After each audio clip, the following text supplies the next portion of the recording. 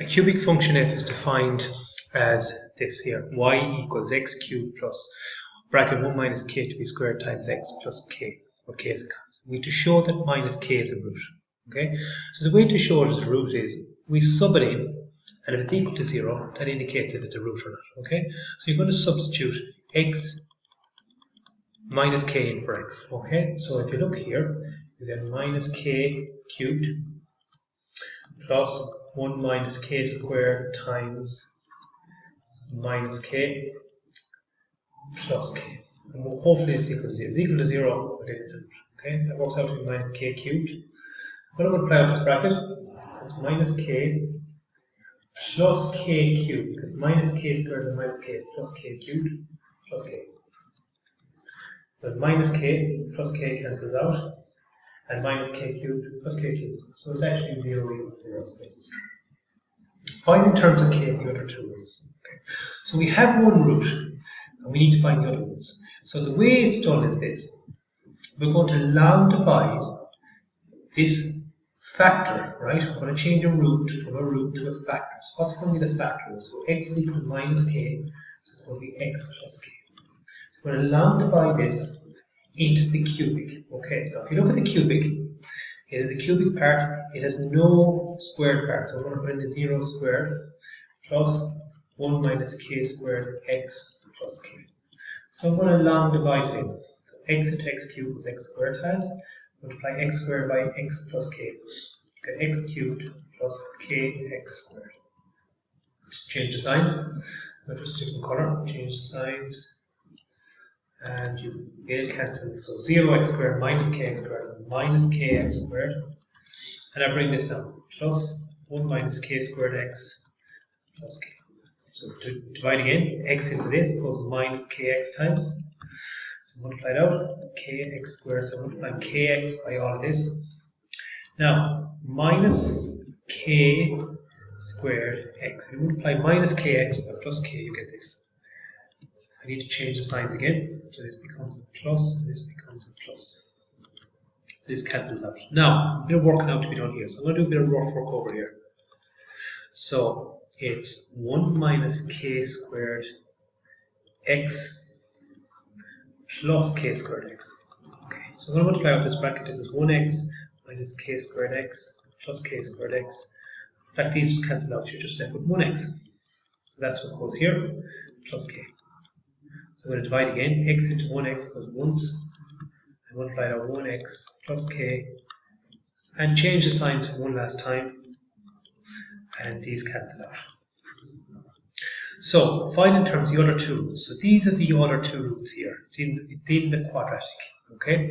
So I'm going to rub this out here, so just have a bit of room. And I'm going to solve for this x squared minus kx plus 1. Well, I think minus b form is the only way to go here. So a, b, and c. 1 minus k and 1. So minus b formula minus k plus or minus the square root of b squared minus k squared minus 4ac all over 2a. So it's k plus or minus square root of, that's k squared minus 4 all over 2. Okay. So the two answers are k plus square root of k squared minus 4 all over 2 and k minus square root of k squared minus 4 all over 2. So there's my two values, my two roots. So there is one root, there's my other root, and there's my third root. Okay? So I should have put x equals start of all that. Okay? So that's what x is equal to. Part C of it then says find a set of values for k for f which is exactly one real root. Okay? So if we look for the answers we got in the last one, now we got the three roots. X is equal to k, x is equal to k plus square root of k squared minus 4 all over 2, or x is equal to k minus the square root of k squared minus 4 over 2. Okay. So we're assuming this is the the real one. Okay, so it's one real root. So these two must be imaginary.